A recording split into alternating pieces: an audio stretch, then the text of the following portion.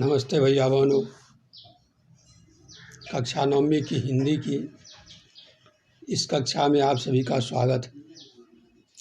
भैया बहनों, आज हम लोग चंद्रकांत देवताले जी की रचना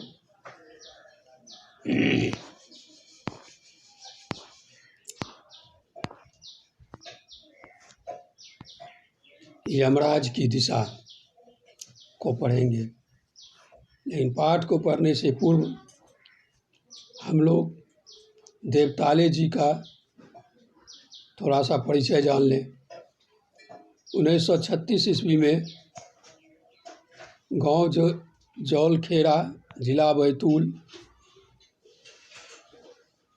मध्य प्रदेश में इनका जन्म हुआ था। इन्होंने उच्च शिक्षा इंदौर से प्राप्त की तथा सागर विश्वविद्यालय सागर से PhD की डिग्री प्राप्त की। देवताले जी साठोत्तरी हिंदी कविता के प्रमुख हस्ताक्षर हैं। ये जीवन भर उच्च शिक्षा में अध्यापन कार्य से संबंधित रहे। इनकी प्रमुख रचना हड्डियों में छिपा ज्वर, दीवारों पर खून से लकड़बग्घा हंस रहा है, भूखंड तप रहा है, पत्थर की बेंच, इतनी पत्थर रोशनी, उजाड़ में संग्रहालय आदि प्रमुख हैं। देवताले जी अनेक पुरस्कारों से पुरस्कृत किए गए, अनेक सम्मानों से सम्मानित किए गए, जैसे माखनलाल चतुर्वेदी पुरस्कार, मध्य प्रदेश सरकार का शिखर सम्मान आदि प्रमुख है। भैया बहनों, इनकी कविताओं के अनुवाद विभिन्न भाषाओं में हो चुका है। इनकी कविता का मूल जो है वो गांव कस्बों और निम्न वर्गीय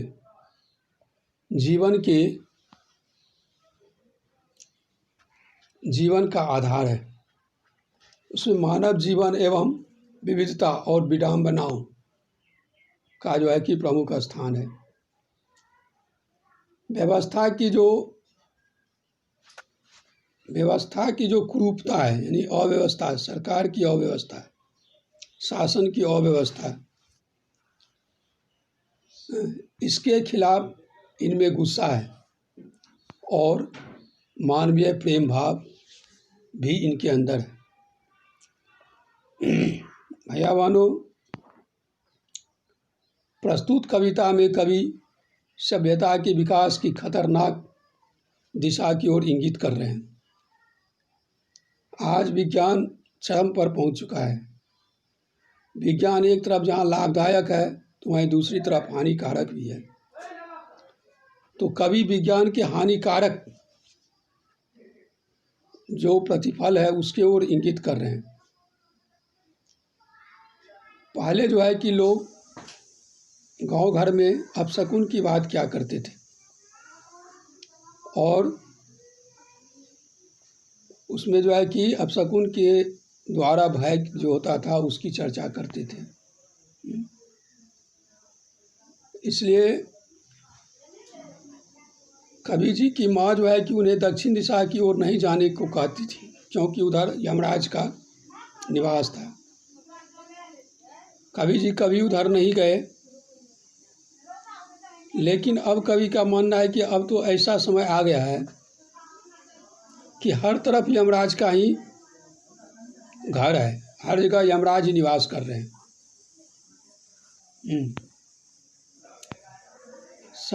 हर तरफ जो है कि विध्वंसक हिंसा और मृत्यु के चिन्हों की ओर इंगित करते हुए कवि इस चुनौती के सामने खड़ा होने का मौन आह्वान करते हैं।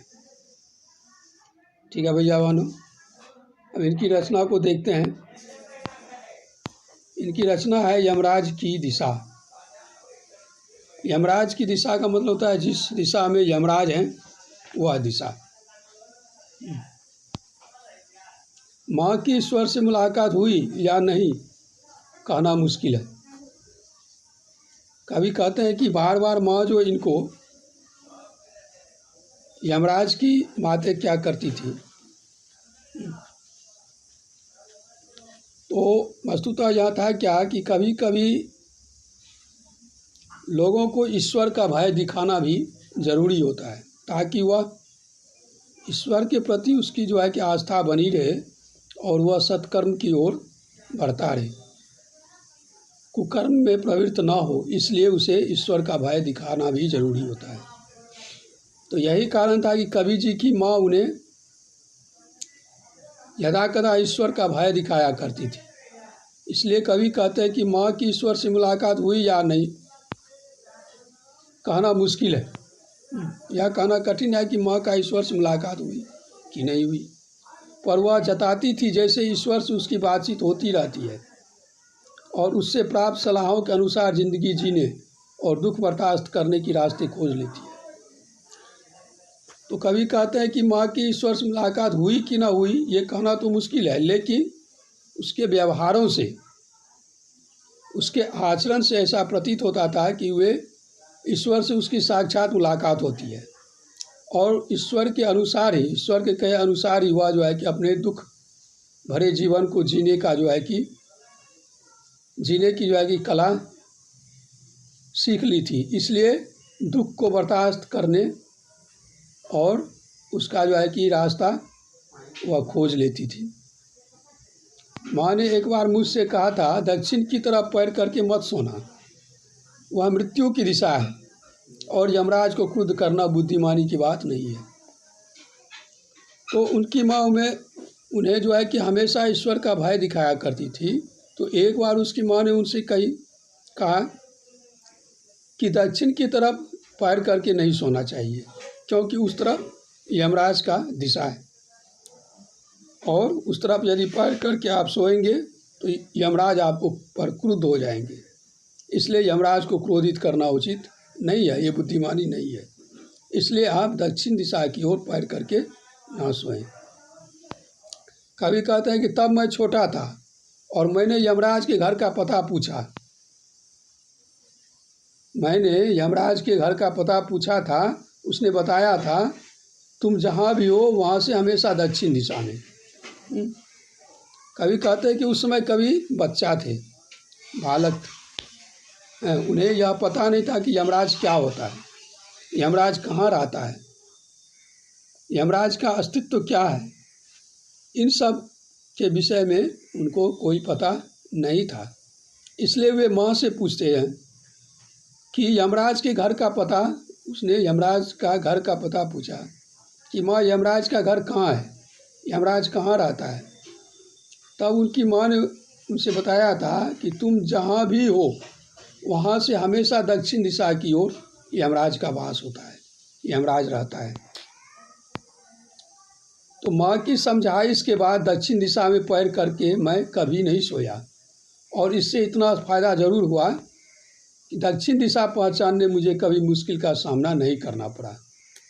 और इस तरह माँ जब उन्हें समझा दी कि दक्षिण दिशा की ओर पैर करके नहीं सोना है, दक्षिण दिशा में यमराज है, तो तब से कवि जी कभी भी दक्षिण दिशा में पैर करके नहीं सोए, आजीवन वे इसका पालन किए। तो इससे उनको एक फ़ायदा मिला कि वे दक्षिण दिशा को पहचान गए। उन्हें दक्षिण दिशा को पहचानने में कभी मुश्किल नहीं हुआ, कभी कठिनाई नहीं हुई। फिर कहता है कि मैं दक्षिण में दूर दूर तक गया और मुझे हमेशा माँ याद आई। दक्षिण को लांघ लेना संभव नहीं था, होता छोर तक पहुँच पाना तो यमराज का घर देख लेता। कवि कहते हैं कि उसके बाद मैं दूर दूर तक दक्षिण दिशा में गया और जब जब मैं दक्षिण दिशा में जहाँ तक गया वहाँ तक मुझे माँ याद आती रही, लेकिन दक्षिण को लांघ पाना संभव नहीं था, क्योंकि दिशा का तो अंत ही नहीं होता है, दिशा तो अंतहीन होता है, दिशा तो अनंत है, इसलिए उसको लांघ पाना संभव नहीं है। कवि कहते हैं कि यदि उसका कोई छोर होता, उसका कोई अंत होता तो मैं यमराज का घर अवश्य ही देख लेता। पर आज जिधर भी पैर करके सो वही दक्षिण दिशा हो जाती है।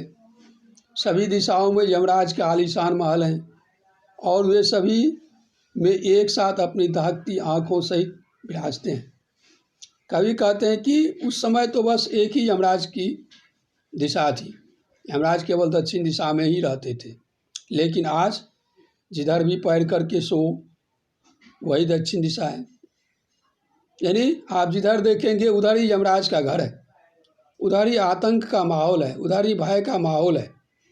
सभी दिशाओं में यमराज का आलीशान मकान है और उसमें वे अपनी दहकती आँखों के साथ रहते हैं, विराजमान है। यानी आज जो है कि चारों ओर हाहाकार का वातावरण है, चारों ओर लूट मार, खून, हत्या, झूठ फरेब आदि का जो है कि संसार है। विज्ञान इतना आगे बढ़ चुका है कि वह जो उसका जो निर्माण है वह विध्वंसक है। परमाणु बम बन गया, बड़े बड़े हथियार बन गए। ये सब कभी भी मानव जीवन को समाप्त कर सकता है। इसलिए कवि कहते हैं कि अभी जो है कि अभी सभी दिशाओं में यमराज का वास है, घर घर में यमराज वास कर रहे हैं। माँ अब नहीं है और यमराज की दिशा भी वह नहीं रही जो माँ जानती थी।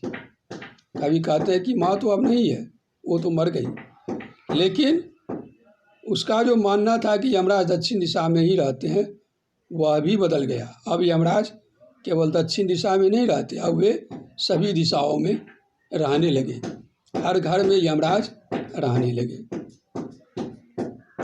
तो भैया बहनों, इस कविता से हमें यह पता चलता है कि कवि जो है कि वर्तमान वैज्ञानिक युग, वर्तमान विज्ञान के आविष्कार और उससे होने वाले विध्वंस की ओर हमें इंगित करते हैं और इसे रोकने का, इससे बचने का मौन आह्वान करते हैं। ठीक है भैया बहनों, आज इतना ही। कल मैं फिर दूसरा वीडियो लेके आऊँगा, तब तक के लिए नमस्ते।